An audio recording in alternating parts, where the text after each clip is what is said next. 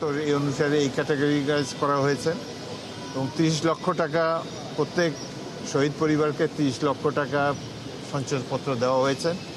আর যারা জীবিত আছে তাদের মধ্যে ক, খ, গ 3টা শ্রেণীতে মাসিক ভাতা দেওয়া হচ্ছে। ক শ্রেণী পায় 20,000 টাকা, খ শ্রেণী 15,000 টাকা, গ শ্রেণী পায় 10,000 টাকা। এইভাবে জুলাইতে যারা এই সংগ্রামে আহত শহীদ হয়েছে তাদের পরিবারকে লুক আফটার করার জন্যে একটা অধিদপ্তর করা হয়েছে মুক্তিযোদ্ধা মন্ত্রণালয়ের অধীনে, যেটা হলো জুলাই গণ অভ্যুত্থান পরিদপ্তর। এর মাধ্যমে আমরা সিস্টেমেটিক্যালি জুলাইতে যারা ক্ষতিগ্রস্ত হয়েছে তাদেরকে কল্যাণ এবং পুনর্বাসনের জন্য কয়েকটা স্কিম আমরা নিয়েছি।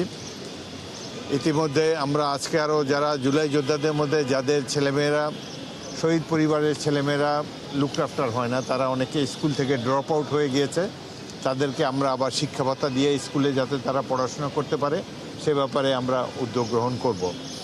এছাড়াও ছোট ছোট ব্যবসা যারা হাত পা চলে গিয়েছে, যথেষ্ট কর্মক্ষম নয়, তারা যাতে কিছু খেয়ে দেয়, তাদের জীবন কিছুটা সুখময় হয় কিংবা তারা যাতে বেঁচে পড়তে থাকতে পারে স্বাচ্ছন্দ্যের সাথে, সেজন্য তাদের জন্য ছোট ছোট ব্যবসা প্রতিষ্ঠান খোলা যায় কিনা এ ব্যাপারে তাদের সাথে আমরা বৈঠক করছি এবং তাদেরকেও পুনর্বাসনের জন্য আমরা উপযুক্ত পদক্ষেপ আমরা গ্রহণ করব। আমাদের সরকার জুলাইতে যারা আহত শহীদ এই পরিবারগুলোর কল্যাণের জন্যে আমরা খুবই কনসার্ন এবং এ ব্যাপারে আমরা প্রয়োজনীয় ব্যবস্থা গ্রহণ করব। মোটামুটি এই তো, আর কিছু বলবো।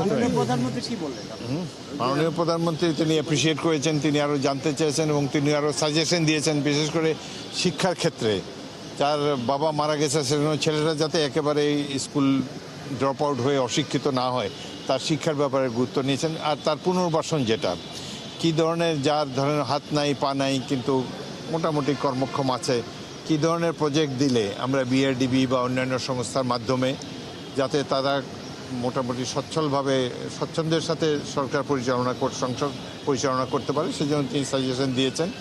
তারা যাতে তাদের পুনর্বাসনের ব্যাপারে তিনি উদ্বিগ্ন এবং সে ব্যাপারে আমাদের যেসব স্কিম রয়েছে সেগুলোর ব্যাপারে আমরা তাদেরকে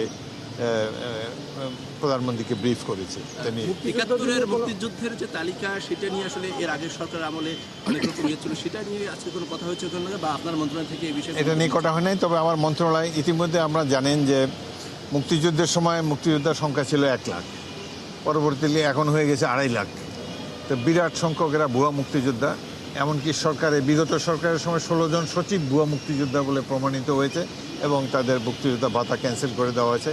বর্তমানে জাতীয় মুক্তিযোদ্ধা কাউন্সিল একটা দেশের বিশিষ্ট মুক্তিযোদ্ধাদেরকে নিয়ে গঠিত, তারা এই মুক্তিযোদ্ধাদের তালিকা যাচাই বাছাই করছে।